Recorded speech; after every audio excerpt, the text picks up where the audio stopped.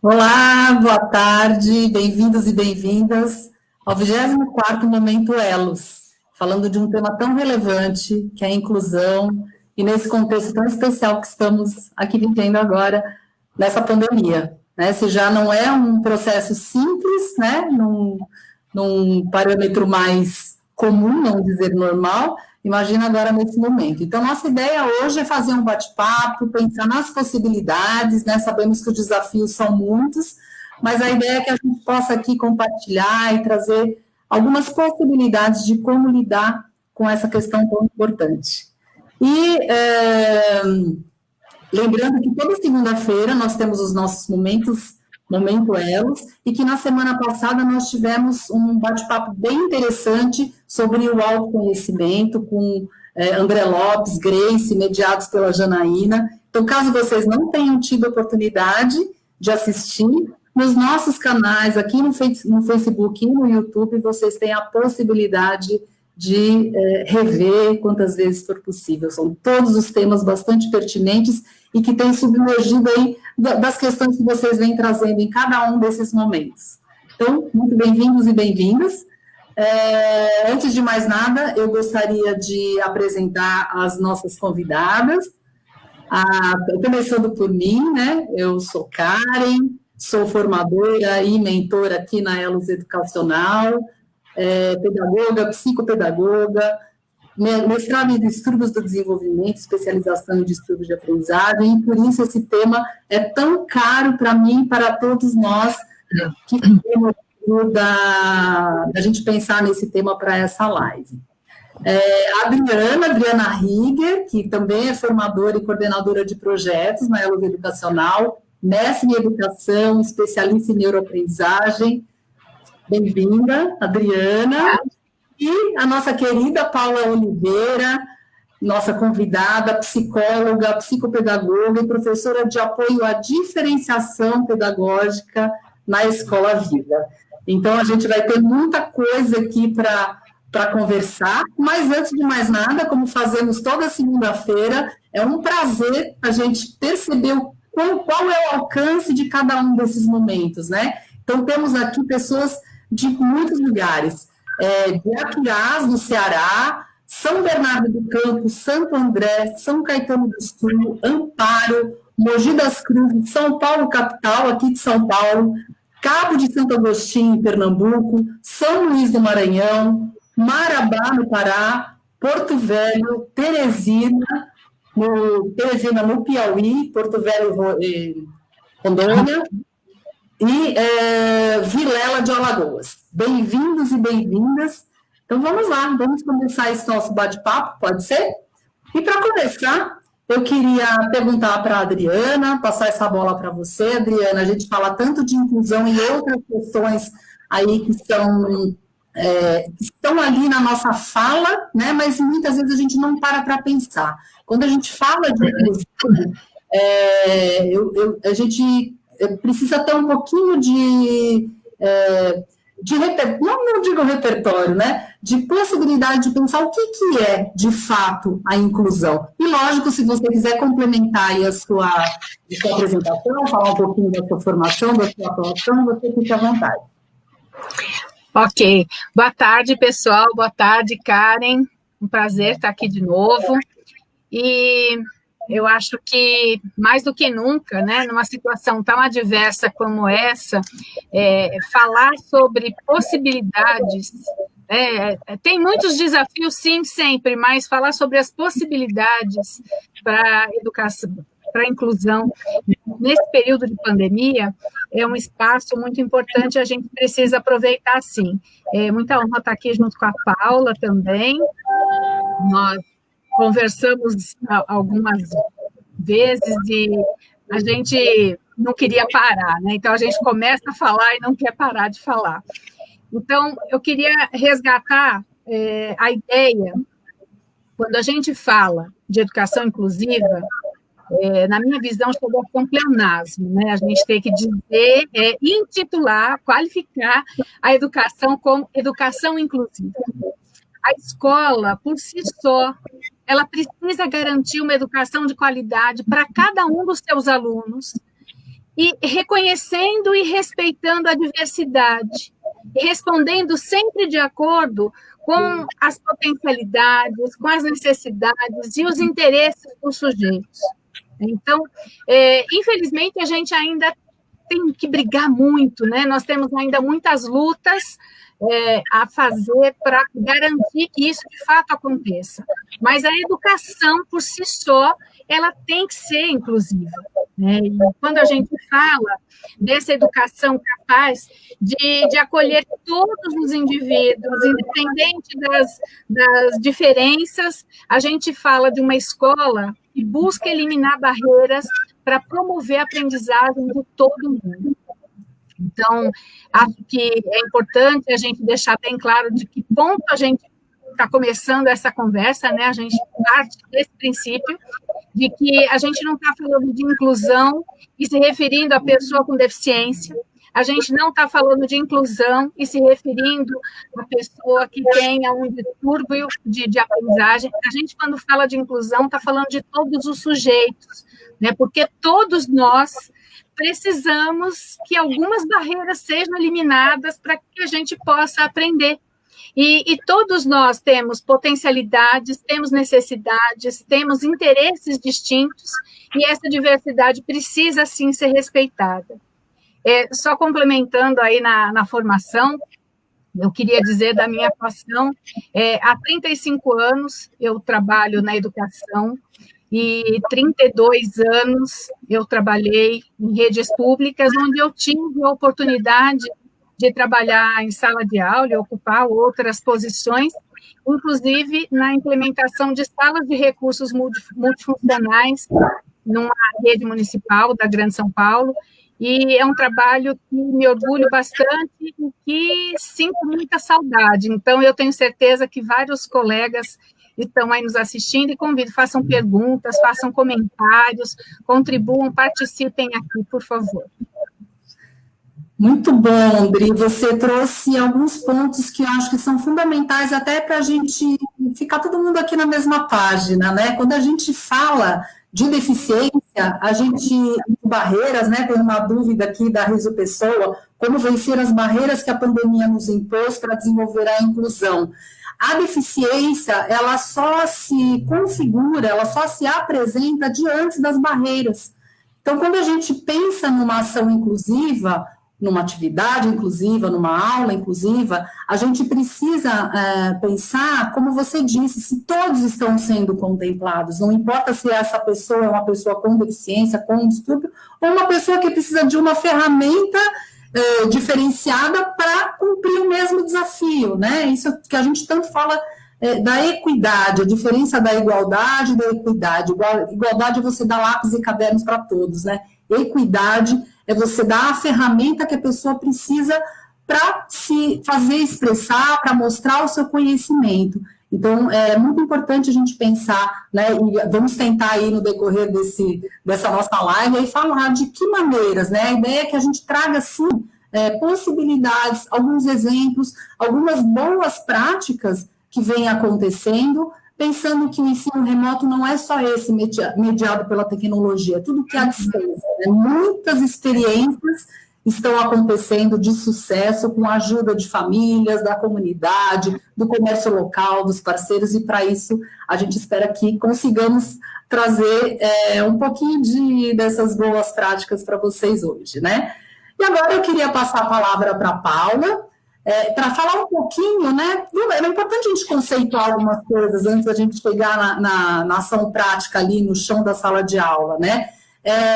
Sobre a diferenciação pedagógica, né? Pessoas também falam de diferenciação da instrução, diferenciação do ensino e da aprendizagem. Às vezes a impressão que esse termo traz é de que a gente vai fazer algo diferente, na verdade o que a gente quer é justamente entender que é possível você fazer planejar um momento em que todos estejam ali presentes, possibilitando eles se expressarem, né? Então, eu queria que a Paula falasse um pouquinho dessa experiência dela, né? Ela que trabalha com apoio na Escola Viva de diferenciação pedagógica, explicar um pouquinho o que é isso, e também, se você puder, quiser complementar aí sobre a sua formação, sobre a sua experiência, você fica à vontade também. Bem-vinda, Paula.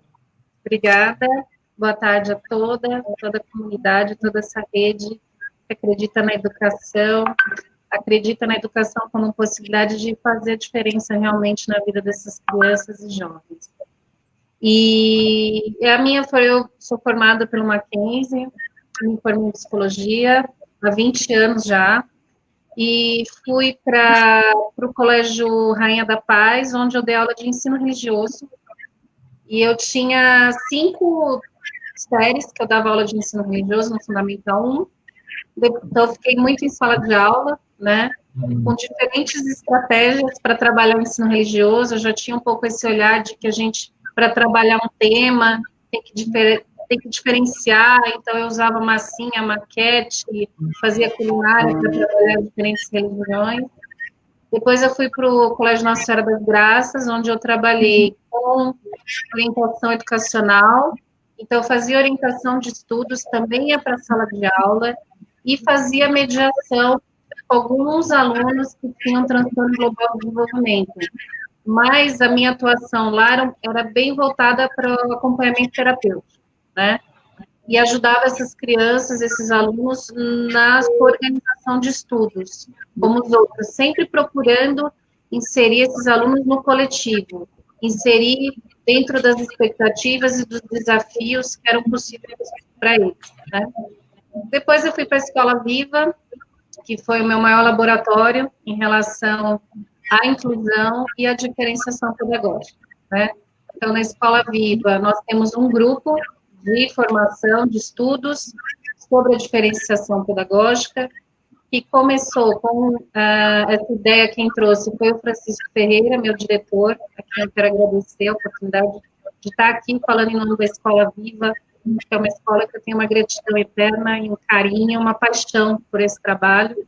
E nesse grupo nós tivemos a formação sobre diferenciação pedagógica, com o intuito de dar um salto, de ultrapassar a barreira da inclusão e de perceber que é possível diferenciar para todos, porque todos somos diferentes, né? Então, a diferenciação pedagógica, ela é um conjunto de estratégias, né, um conjunto de possibilidades diferentes de todos aprenderem, independentemente das suas condições. Então, a diferenciação pedagógica, ela tem como um princípio filosófico a diferença, e de que, a partir das nossas diferentes qualidades, interesses, habilidades, nós podemos aprender de uma forma que seja para a gente significativa. Então, quando o professor, praticamente falando, né, quando o professor ele pensa no seu plano, né, o seu planejamento, ele não vai fazer um plano individualizado para cada aluno, mas ele vai considerar cada aluno que ele tem na sua sala de aula para fazer o plano. Então, ele vai considerar que alguns aprendem lendo, outros aprendem escutando, outros aprendem pintando, outros aprendem com o corpo. Então, ele vai considerar esses diferentes estilos de aprendizagem, vai buscar identificar quais são as barreiras para que esses alunos acessem o seu conhecimento e vai oferecer desafios possíveis, respeitando e valorizando essas diferenças que existem no seu grupo. Então, esses desafios possíveis vão considerar aquilo que é barreira e aquilo que é potencialidade, para que todos alcancem uma aprendizagem significativa e possam também contribuir com a sua potência no mundo, né? Porque o mundo é feito de diferentes potências. Nós temos diferentes potências aqui hoje, nesse momento, e eu quero agradecer uma delas, porque nós somos esse mosaico de potências, todos que passam por nós, que nos atravessam, e assim são com os alunos, que uns possam aprender com os outros, que se o meu colega não sabe ler, mas ele sabe tocar, ele sabe pintar, e eu sei escrever, então, é essa complementaridade que nos faz uma rede e que promove aprendizagens realmente significativas. Muito bom, Paula. É sempre bom, como a Adri falou, né? Antes dessa live, a gente teve vários momentos que a gente poderia até fazer uma live 2, né? De tantos temas que a gente pode falar sobre isso, né?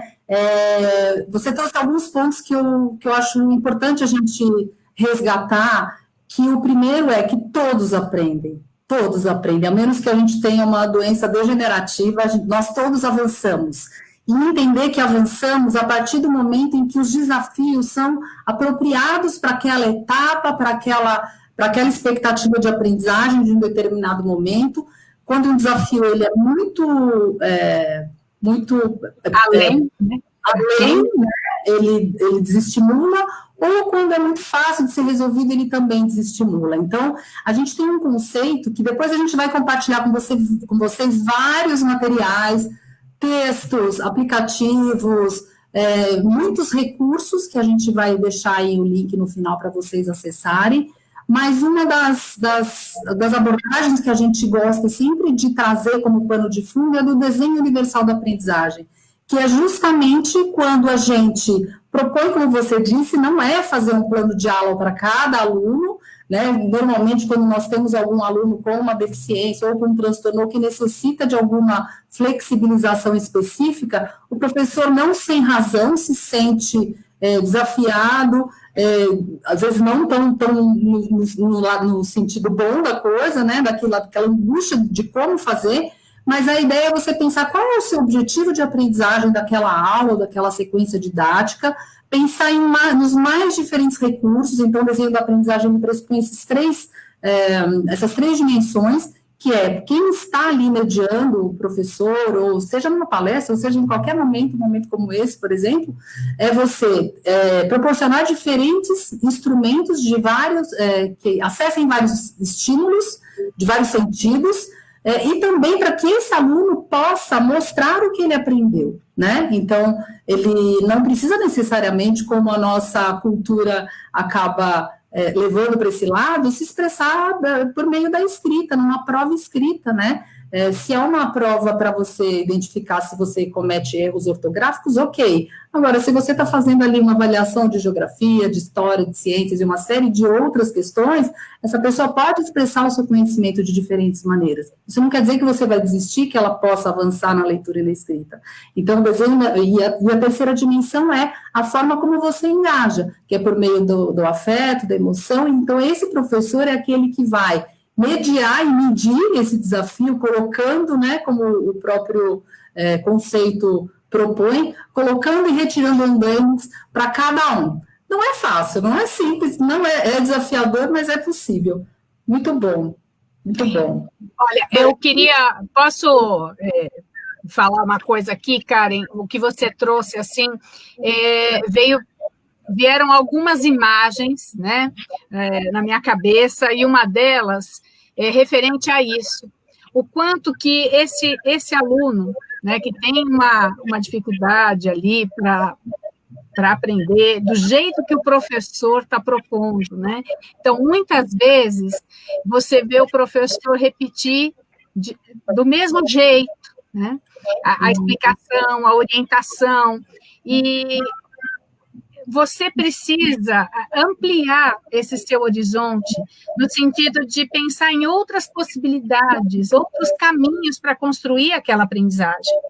Então, nós muitas vezes nos deparamos com situações em que os alunos, independente de ter uma deficiência ou não, eles não conseguem aprender por aquela única via.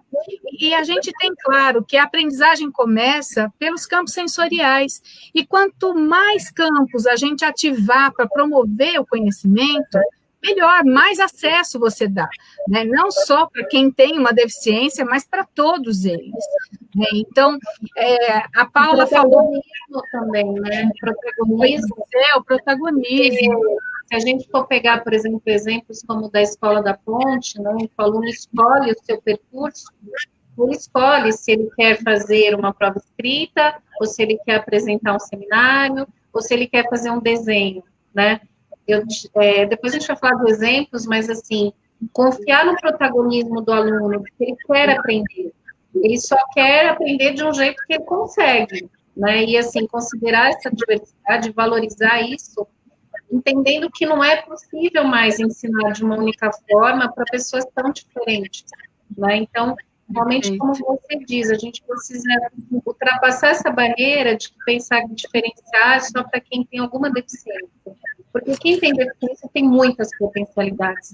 Assim como quem tem em tese uma criança típica, né, também tem as suas dificuldades, muitas vezes emocionais, ou de socialização, ou em relação à leitura e escrita também, né? Então, por isso que é importante o professor conhecer o seu grupo, levantar os conhecimentos prévios, né? Que eles têm os interesses.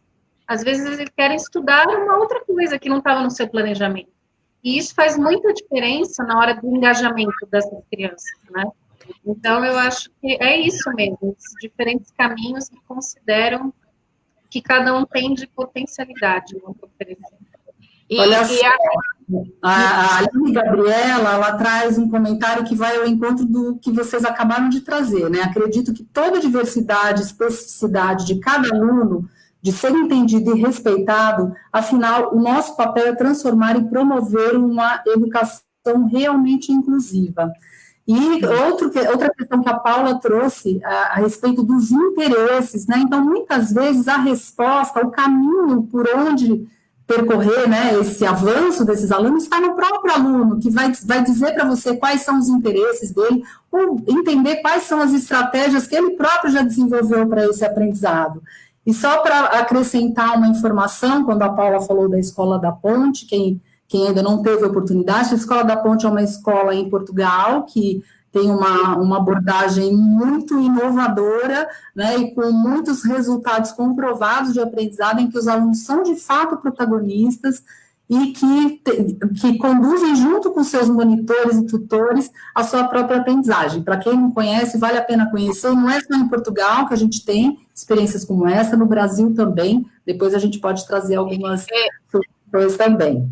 Karen, a Aline Gabriela, ela está aqui com a gente toda semana, ela é uma ex-aluna minha do curso de pedagogia, então que bom, Aline, que você continua conosco. E é isso mesmo, além de conhecer esse aluno, né, o professor precisa manter altas expectativas em relação ao potencial, né, desse seu aluno, mas principalmente altas expectativas em relação ao desenvolvimento do seu próprio trabalho, porque ele também precisa acreditar nele, né, nesse seu protagonismo. E eu vou trazer uma provocação ainda maior, né? Se a gente for pensar o que é inovação hoje, né, em educação, eu acho que a grande inovação em educação é garantir que todos aprendam, porque desde sempre a escola, né, não consegue 100% garantir, né, que todos aprendam.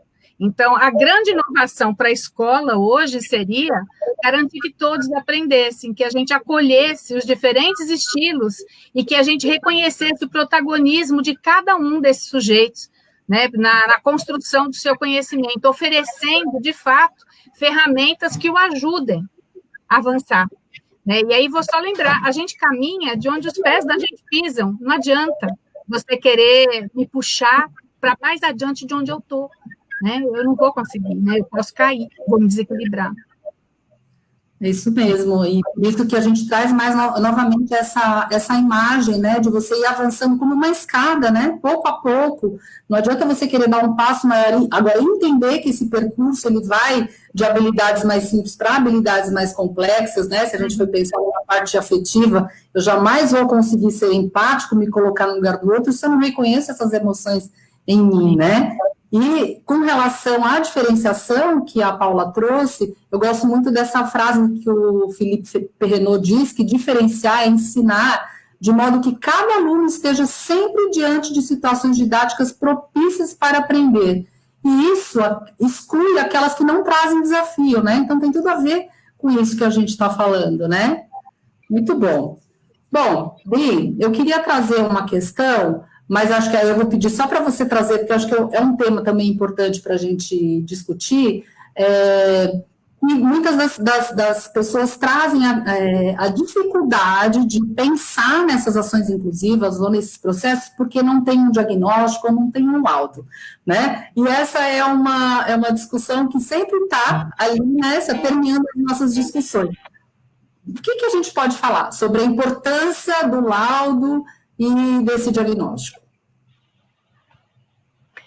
Bom, quando a gente recorre a esse laudo, ele deveria ser no sentido de garantir os apoios, né, de garantir as ajudas, né, além do que você pode fazer dentro da escola. Porque o laudo em si, para a questão pedagógica, ele não serve de quase nada, né, a não ser para você colocar um rótulo nesse sujeito, né, porque se eu vou partir do funcionamento desse sujeito, para que é que eu quero saber o CID dele?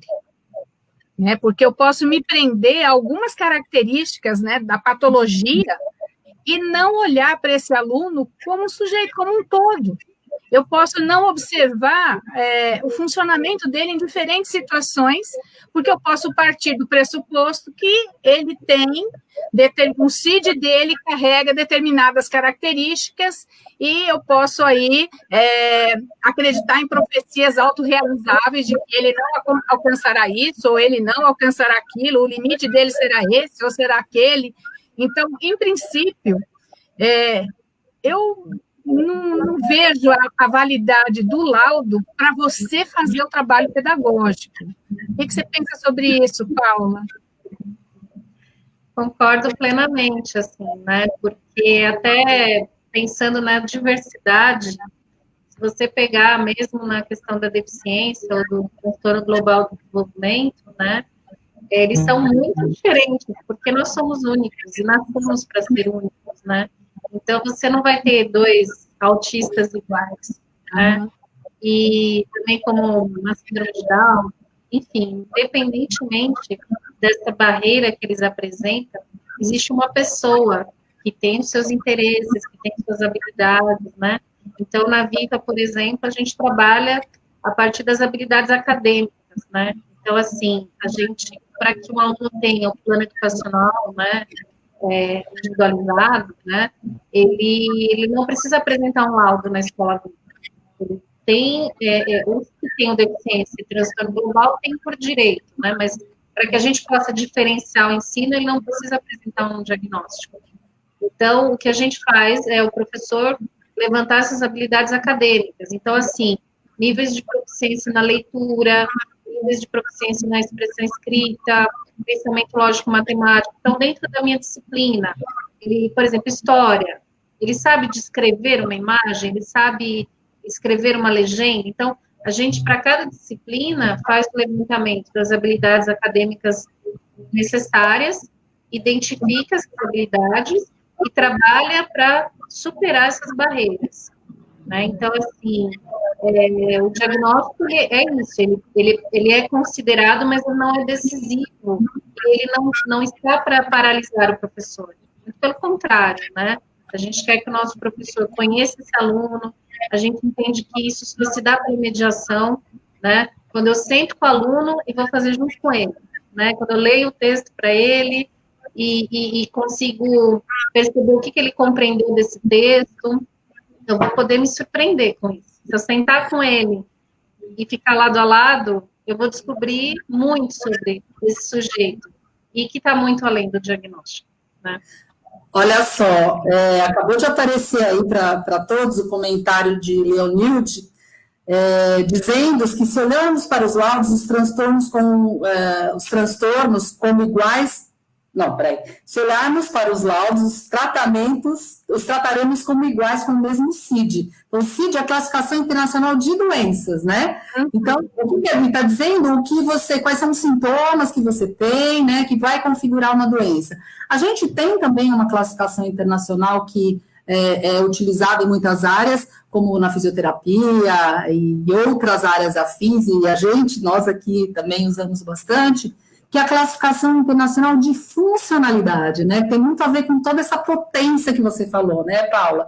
É o que eles são capazes de fazer, né? Então, para que eu com uma determinada limitação física, por exemplo, pode ser que eu não consiga fazer uma corrida de 100 metros rasos, mas eu posso fazer uma série de outras questões. Então, olhar para o que, mais uma vez, para as possibilidades e não olhar para o nosso copo meio cheio, não um copo meio vazio, não é verdade? Muito bom. Paulo, eu queria agora que você trouxesse para a gente alguns exemplos práticos. Você já entrou ali um pouquinho, né, nesse tema, mas de como essa diferenciação ela pode acontecer na prática, e aí eu vou te trazer mais uma cerejinha aí para você trazer para a gente. Tenta trazer algum exemplo que está sendo realizado durante a pandemia. Eu sei que, para além de ajudar a pensar nessas questões, você também tem um trabalho aí de orientação e formação das equipes, né, de professores e profissionais, um trabalho junto às famílias também. Tenta trazer para a gente algum exemplo bem prático, que acho que está todo mundo ali com o caderninho para anotar. Bom, na Escola Viva, os alunos trabalham com a plataforma do Google Sala de Aula, né? E eles têm aulas Hangout todos os dias, no período da tarde, e todos os alunos acompanham as aulas juntos, né? Alguns trabalhos específicos a gente faz nas atividades orientadas. Então, são momentos em que todos os alunos têm possibilidade de tirar dúvidas mais específicas, né? E é onde a gente faz alguns trabalhos com alguns objetivos específicos. Então, ou também em horários de contraturno, isso também está acontecendo, né? Quem faz esses trabalhos nas atividades orientadas são os estagiários ou professores auxiliares. Eu trabalho no ensino médio e no Fundamental 2, né? Então, como funciona? O professor, a partir dos objetivos gerais, ele pensa nos objetivos específicos. Então, a gente vai pegar um caso aqui de língua portuguesa, tá? Sexto ano, eles estão lendo Os Meninos da Rua Paulo. Então, um aluno que tem uma dificuldade, ele ainda não está alfabetizado, foi proposto o mesmo livro para ele, e foi proposto um trabalho junto com o professor que trabalha na biblioteca, né? Então, a gente criou uma biblioteca virtual, um momento de sala de biblioteca para ele, e esse professor, ele vai ler o livro do aluno, trazendo as discussões da sala de aula. Então, por exemplo, no caso para esse aluno, os objetivos específicos foram definidos pela professora de sala. Nós fizemos em equipe esse trabalho, né? Eu, a professora de sala, o professor da biblioteca e a professora auxiliar. Então, a professora definiu os objetivos do grupo. Os objetivos específicos para esse aluno foram de caracterizar os personagens da história e seus principais conflitos, né? E aí a gente criou um espaço, um horário com ele, onde a leitura vai ser feita, e em parceria com a equipe de apoio dele, que ele faz o acompanhamento, né? Eles vão dar continuidade a esse trabalho. E em casa tem uma pessoa que acompanha ele. Então, a minha interlocução é com todos os sujeitos que participam desse processo: professor, aluno, professor auxiliar, família e profissionais, né? Mas vamos supor que na minha escola eu não tenho essa estrutura, né? E eu quero trabalhar com os meninos da Rua Paulo. Então, eu posso ter um aluno, um colega que faça essa leitura para o outro colega, que ainda não está alfabetizado. Então, no momento da aula, nós vamos fazer a leitura coletiva do primeiro capítulo dos Meninos da Rua Paulo, e nós vamos abrir lá um documento online, né, ou vamos mandar para casa, que esse aluno que ainda não sabe ler, não tem ainda uma proficiência leitora para encarar um livro assim, sozinho, né, mas ele pode identificar o nome dos personagens, ele pode descrever os personagens, como cada um é, né? Qual personagem ele é mais se identificou? Então, quais são as características de cada um, né? Então, nessa plataforma, a gente posta essas atividades e o aluno tem acesso, ele responde online, né? Então, no caso desse aluno, ele ainda também apresenta muita dificuldade na produção escrita. Então, em algumas disciplinas, por exemplo, em ciências, a gente faz experimentos científicos com ele. Então, por exemplo, a gente teve um trabalho que o objetivo era conhecer, identificar as etapas do processo de fotossíntese, e o professor auxiliar elaborou uma sequência, junto com a professora, em que ele plantou o feijão, ele observou o feijão, ele tirou fotos do feijão, para que ele levantasse hipóteses. Por que será que um feijão ficou na luz do sol e cresceu? E o outro não. Por que será? Por que a luz do sol é importante para que esse feijãozinho possa crescer, né? E aí, a partir das hipóteses dos alunos, então, trabalhar com os conceitos, né? Então, para cada disciplina, a gente vai trabalhando com maior uma possibilidade de diferenciação, então, assim, experimentos, e em termos de gênero também, né? Então, não somente produção de textos dissertativos, mas valorizando os diferentes gêneros da escrita, né? Não somente os dissertativos, mas imagens, áudios, ensaios fotográficos, a própria parte de corpo, né? Então, assim, a gente tem conseguido trazer esses alunos todos, assim, né? Óbvio que para alguns é mais desafiador, eles sentem falta do contato, mas a gente se reúne semanalmente, né, em equipe, com a coordenação também pedagógica da escola, e aí a gente faz essa reflexão em cima de cada atividade, né. E para o ensino médio, eu queria dar um exemplo de um trabalho que eu vi em língua portuguesa, do Romeu e Julieta, do Shakespeare, e a professora, ela dividiu a sala também de acordo com os níveis de proficiência. Então, para os alunos que tinham uma dificuldade maior na interpretação de texto, no estabelecimento de inferências, eles trabalharam com localização de adjetivos no texto. Então, eles tinham que fazer uma apresentação localizando adjetivos, né, que eles pudessem trazer um contexto, o que esses adjetivos significavam. E o grupo também, que é, às vezes, muitas vezes, o que fica também sem grandes desafios, né, porque são alunos que, às vezes, têm muita facilidade, e, às vezes, a gente acaba também não contemplando as necessidades deles, que precisam de mais, né, eles trabalharam com a ironia em Shakespeare, que era uma habilidade muito mais desafiadora.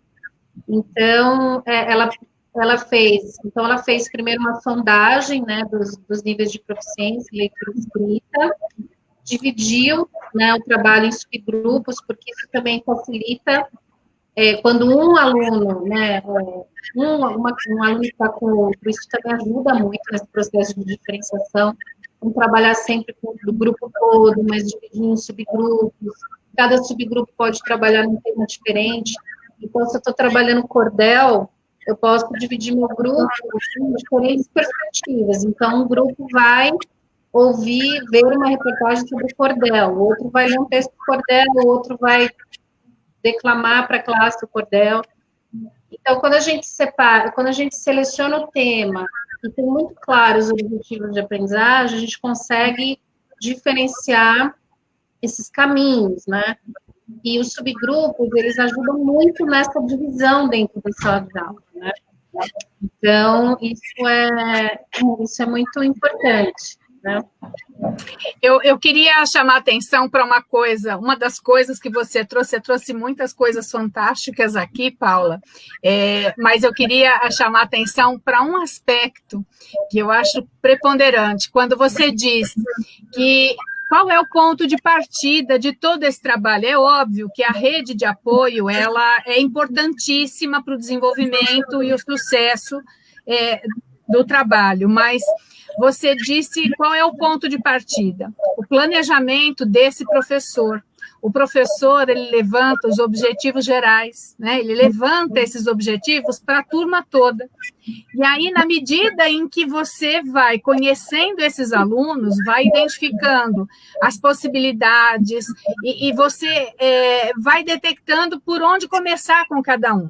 É diferente de você rotular esse aluno ou se valer do CID, das características patológicas aí que essa deficiência, esse transtorno, esse distúrbio possa trazer, e você organizar atividades, eu não estou nem dizendo de situações de aprendizagem, eu estou dizendo atividades para entreter esse aluno no tempo em que ele fica na escola, ou seja, você oferece uma atividade, vou chamar assim, café com leite, né, para que ele tenha o que fazer enquanto os outros aprendem. Ou seja, muitas vezes a gente encontra situações assim, para ele não atrapalhar os outros, eu não ofereço uma boa situação de aprendizagem para ele, eu ofereço uma atividade para que ele se mantenha ativo e ocupado enquanto os outros estão aprendendo.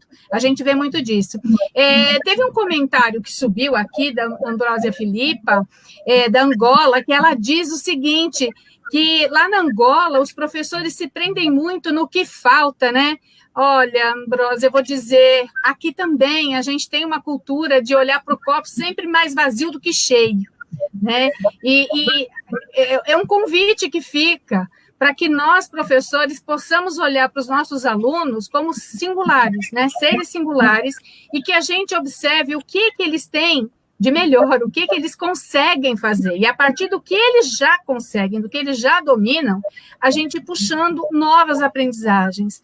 Então, assim, quando você traz à tona que o ponto de partida é o levantamento dos objetivos gerais para essa turma, me chamou muita atenção, porque o ponto de partida é esse, você saber onde você quer chegar com todo mundo. E aí, como cada um vai chegar, você vai ajustando. E o fato desse menino não dar conta de fazer a mesma leitura, ele vai também participar dessa situação sociocultural. Né? Ele não está participando de uma coisa fora do contexto, ele faz parte desse grupo. Nossa, olha, por mim, eu vou ficando, viu? Eu queria primeiro dizer que eu fiquei muito feliz quando eu vi esse comentário subindo, porque, na verdade, a Ambrósia Filipe, o nome dela é Beatriz Cruz, ela foi uma colega minha de mestrado, ela vive em Angola, e ela fez um trabalho muito bonito, e eu queria até aproveitar esse momento que eu tinha separado uma frase que eu ia usar mais no final, mas tem tudo a ver com essa discussão que a gente acabou de fazer, que é da Vanessa Madassi, que também ela é doutoranda em distúrbio de aprendizagem, ela é terapeuta ocupacional, e o que ela faz, ela diz o seguinte, quando a gente fala justamente das situações de aprendizagem, sempre tenha dúvidas, o não saber nos faz buscar pelo novo, e o caminho é mágico, o pensamento e a vontade de sempre nos colocar nessa situação de aprendizagem faz que encontremos as melhores práticas, e assim vamos diminuindo as lacunas entre a prática, a clínica e a pesquisa. E eu acrescentaria ainda, e a sala de aula. Realmente a gente precisa entender que não é receita, como a Paula disse, 2 autistas são diferentes, todas as pessoas são diferentes, né? Então, o fato de você ter determinadas características de uma deficiência, ou de uma síndrome, ou de um distúrbio, isso não quer dizer que a mesma intervenção, a mesma estratégia vai funcionar para todo mundo, né? E, gente, a gente tem aqui muitos comentários, a questão do CID, a questão do laudo, o CID é lógico que é importante até para algumas crianças terem direito a acesso a salas de recurso, atendimento educacional especializado, mas também tem um contraponto aqui das pessoas falando que realmente ele está ali para, eu vejo também como um apoio para você saber, muitas vezes, uma estratégia que possa não funcionar. Se eu tenho um aluno autista que tem a parte dos sentidos muito aguçada, então eu vou saber que eu não devo propor atividades que sejam muito barulhentas, que tenham acesso a muita luminosidade. Então, ele serve para direcionar também as escolhas que a gente faz, né? Sim. Então, é importante, ninguém está desmerecendo a importância de um laudo, nem da CID. Aqui o pessoal também está comentando do decreto, que está fresquinho, que saiu essa semana, que esse é um assunto para um outro momento, mas realmente traz muito o que pensar, né? Será que estamos avançando ou estamos retrocedendo aí nesses direitos da educação para todos, com todos, né? Então, acho que tem muitas questões aí que a gente precisa trazer para que essas estratégias, esses planejamentos e a garantia da aprendizagem de todos seja realmente algo de fato, e não café com leite, como disse a Adri, não é verdade? Muito bom.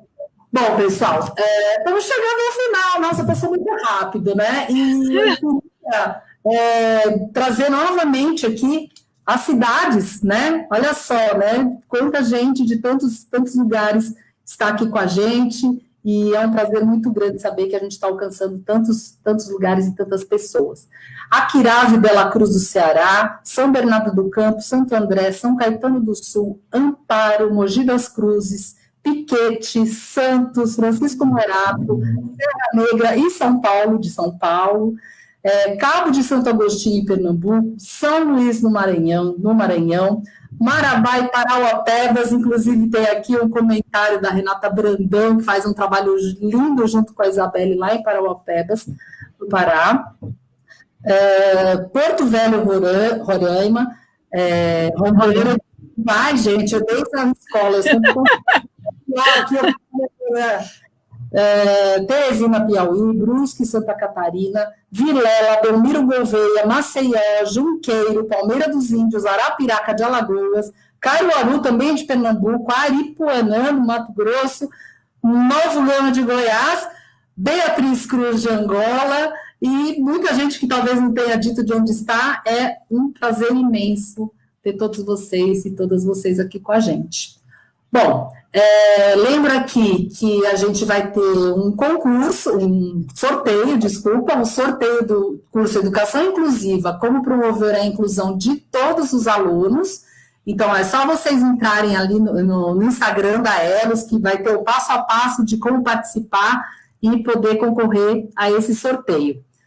A nossa próxima live vai ser com a nossa querida formadora Malu Ramos, que eu vi que também esteve aqui. Vou pedir desculpas, não foi possível trazer todos os ricos comentários que vocês trouxeram sobre estruturação das aulas. Como na próxima semana temos um feriado na segunda-feira, infelizmente a nossa próxima live vai ser só daqui 15 dias, mas é a oportunidade de vocês reverem todas as outras, que cada uma tem um tema muito interessante. Bom, eu queria, antes de passar a palavra para vocês se despedirem, fazer uma leitura aqui, um poema que Divani Medeiros nos presenteou aqui. Vamos lá. Bordar histórias e suas memórias. O que é bonito na vida? Bordar histórias e suas memórias. Costurar sonhos com imaginação. Lembrar do passado com emoção. Desatar os nós da sobrevivência, trabalhar com benevolência, amar a profissão com gratidão, pensar no semelhante como irmão, caminhar com harmonia cada dia, perdoar com serenidade, exatidão, viver com alegria no coração, ser luz, iluminando a escuridão, preservar a natureza e sua diversidade, a mãe terra pelo alimento, pelo sustento. Olha só que coisa bonita, né? Bom, toda conversa boa passa rápido, né? Espero que tenhamos outras oportunidades. Sim. E com certeza a gente vai ter muito mais boas práticas do que histórias inacabadas para contar, não é verdade? E aí, agora eu queria passar para vocês fazerem as suas despedidas. Adriana, você pode começar? Claro, quero agradecer, né, o convite, agradecer a Paula por ter participado conosco. E, Paula, você precisa voltar sim, porque você tem muita coisa para contar, muita história para compartilhar. Agradecer a todo mundo que participou e, inspirada no Foucault, que sigamos por aí fazendo as nossas pequenas revoluções todos os dias, né? Muito obrigada. Obrigada a você, Paula. Passo a voz para você. Eu quero agradecer a Maísa pela oportunidade, por me colocar em interlocução com a Karen. Maísa, muito obrigada. Agradecer aos meus familiares que estão aqui presentes, meus amigos. É muita emoção mesmo, assim, é uma grande oportunidade na minha vida, porque eu faço esse trabalho com muita paixão. Para mim, assim, poder ser comunidade, poder ser rede, poder dar as mãos para vocês e dizer que é possível, e que eu estou à disposição também para pensar junto. Depois também elas têm meu contato, meu e-mail, quem quiser trocar figurinhas, a gente pode pensar em levar essa rede, né, ser ponte, né, e levar esses meninos para alcançarem os voos que eles podem alcançar. Muito obrigada. Isso mesmo. Muito bonito, Paula. Muito, muito obrigada. Obrigada mesmo, foi muito bom. Tenho certeza que a gente poderia ficar horas por aqui, né? Então, mais uma vez, eu queria agradecer a presença de vocês e de todos e todas que puderam acompanhar aqui ao vivo, né? E lembrando para vocês visitarem as nossas redes sociais, o Facebook é nosso canal, no YouTube e também o Instagram para participar desse sorteio. E depois a gente vai ter um link aqui que vai ser disponibilizado também com diversas referências e materiais para poder inspirar vocês mais ainda. E nós também aprendemos muito umas com as outras e com vocês todos. Estamos aqui para trocar boas práticas e fazer com que todos tenham garantidos esses direitos. Obrigada, pessoal. Um abraço. Obrigada. E até a próxima. Tchau. Tchau, tchau.